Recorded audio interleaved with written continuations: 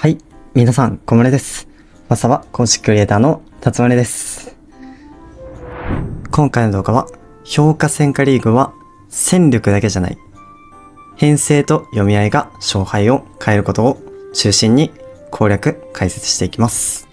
また、メンバーシップでは最新の検証やイベントを実施してます。今、一番熱いグループということで、個々の悩みを吹き飛ばすを目標に活動してます。詳しくなりたいならぜひご検討ください。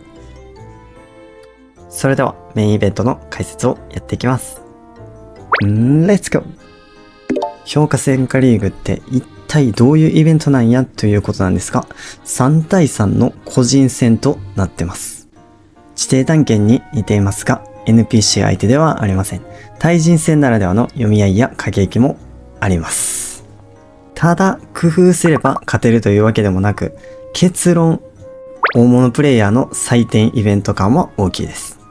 ただ AKB 氏を破った試合のように〇〇だけで勝敗がひっくり返る試合もありました。この動画では勝つための考え方、編成読みなどの小技を中心に解説していければなと思います。まずは、評価戦果リーグの日程表を見ていきましょうということで、開催期間は2026年5月18日 UTC0 時、日本時間やと朝9時ですねから、5月24日の UTC24 時までの、第2回開催の日程表となってます。月曜日から火曜日までがエントリーフェーズ、水曜日から木曜日までが予選フェーズ、木曜日から金曜日までがトーナメントフェーズ、そして金曜日から土曜日が頂上決戦フェーズで、日曜日が展示フェーズですね。このような日程となっています。これを見て多くの方がこんな長い期間ゲームできひんでっていうプレイヤーの方も多いと思いますが、そこは心配しないでください。エントリーフェーズに部隊登録さえしてしまえば、あとは、自動戦闘をしてくれます。もちろん各戦闘ごとに部隊を調整してあげればより勝率は高くなるんですが、長時間ゲームできない方は、その点全然心配しなくてもいいかなと思います。まずエントリーフェーズですね。このあたりは要項を見ていただければ書いてあることばっかりなので簡単に説明していきます。1、要項のレベル30以上であれば誰でも出場可能です。2、3部隊の英雄&比率を自由に選択・調整可能です。3、ダイヤバフ感触、領地バフ、領域バフ以外のバフはほとんど有効です。4はちょっと特徴的ですね。ペットスキルは常時有効となってます。5、宣言を自由に設定可能です。素直な気持ちを書けばいいんじゃないかなと思います。はい、ここに関しては。次は予選フェーズです。8から10王国が1つのエリアでトーナメントに出場する64人を決める戦いです。UTC12 時から21時の間、1時間ごとに自動戦闘が行われます。計10戦行われますね。日本時間で言うと、21時から翌日の6時までの戦いですね。試合ごとに調整は可能です。ただ3回敗北すると脱落になってしまいます。次、予選フェーズの注意点ということで、注意すればどうにかなるってものではないですが、各戦闘の終了ごとに味方残存勢力と敵損失戦力を集計し、一定係数で計算され追加ポイントを獲得します。1、10試合仮に全て全勝してもポイントが上位64以内でないとトーナメントに出場することができません。逆に9勝でも出場できる場合があります。それは高ポイントを取ってるからですね。まずはこのトーナメントに出場するのを一つの目標に戦力を向上させましょう。なぜなら限定島装飾が確定でもらえるからです。この差がかなり大きいです。仮に65位なら10勝した他のプレイヤーと報酬は全く変わらず、正直おまけ程度な印象です。次、トーナメントフェーズですね。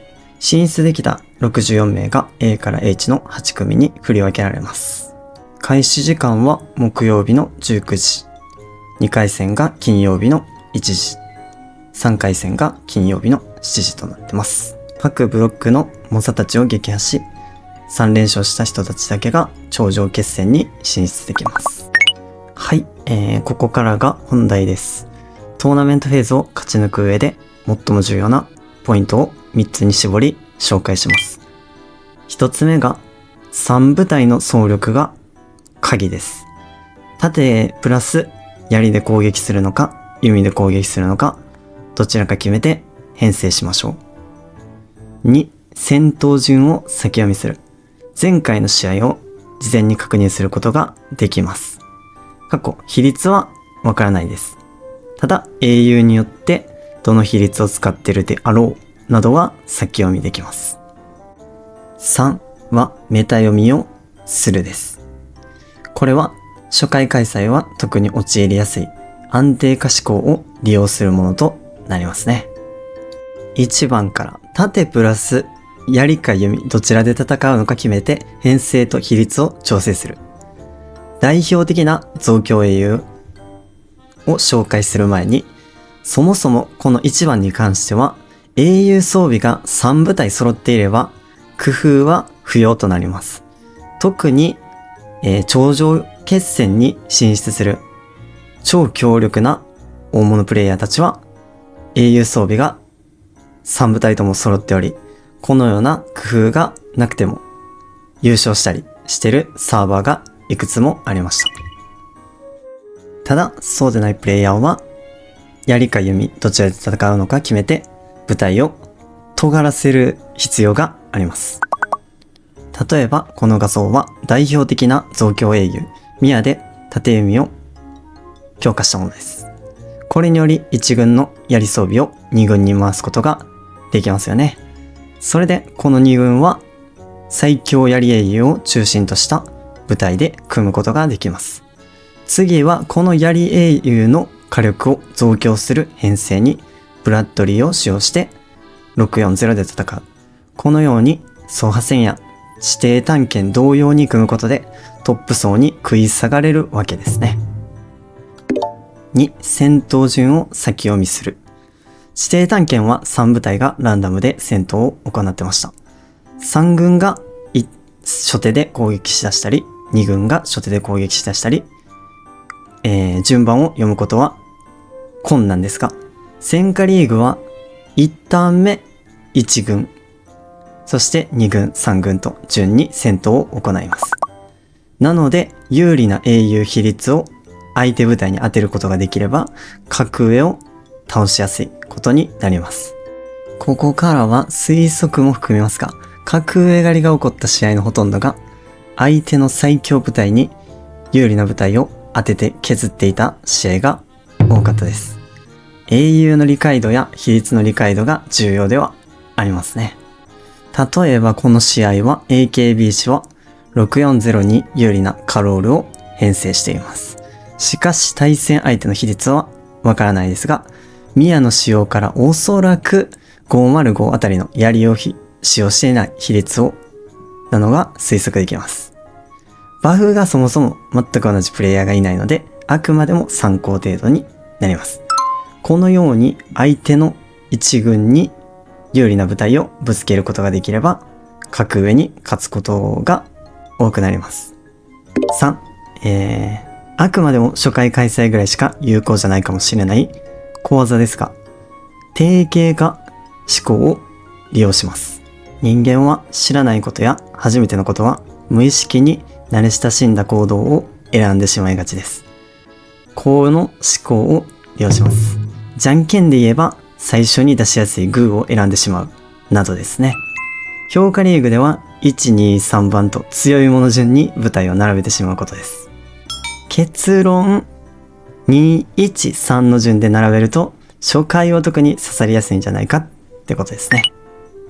特に相手の一軍が苦手な英雄を先頭に持ってきて、次に最強英雄。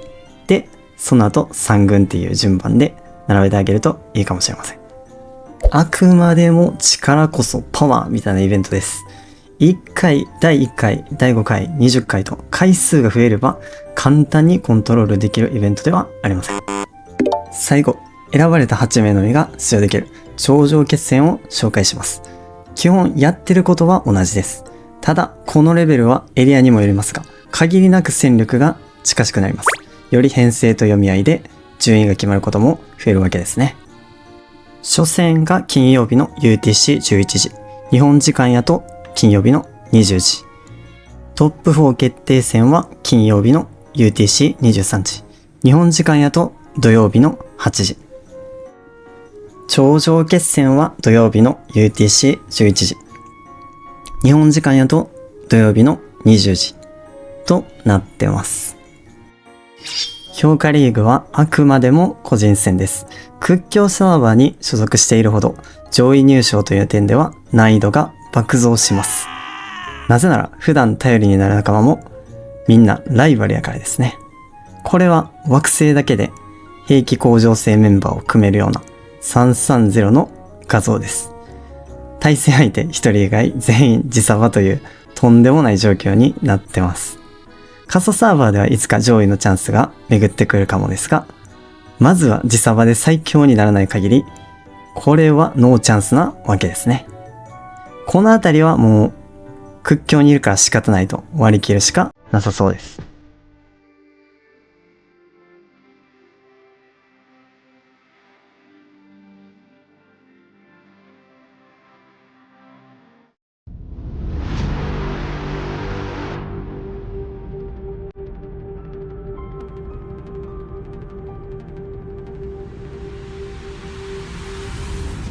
なんだよ、もうまたかよ。最後が展示フェーズです。1位から3位のプレイヤーが表彰されます。自サバが表彰されたら盛大にお祝いしてあげてください。次、リーグ予想について簡単に紹介します。トーナメントから1ラウンド5試合まで最大200枚のベットができます。予想すれば2倍で、万が一外しても全返却されるので、かけ忘れないことだけに気をつけましょう。最後、リーグショップのおすすめはあまり多くありません。なぜなら、1イベントでもらえる戦果の証はあまり多くないからですね。島装飾は個人で大活躍でもしない限り、1イベでの交換は難しいですし、ここは島装飾とミスリルに集中するのが無難です。まとめに入ります。あくまでもこのイベントは大物プレイヤーの採点イベントの印象が強いです。どんだけ工夫しても勝てない敵には勝てません。2、まずはトーナメント出場を目指して毎期都市スキンを狙うのはどうでしょう。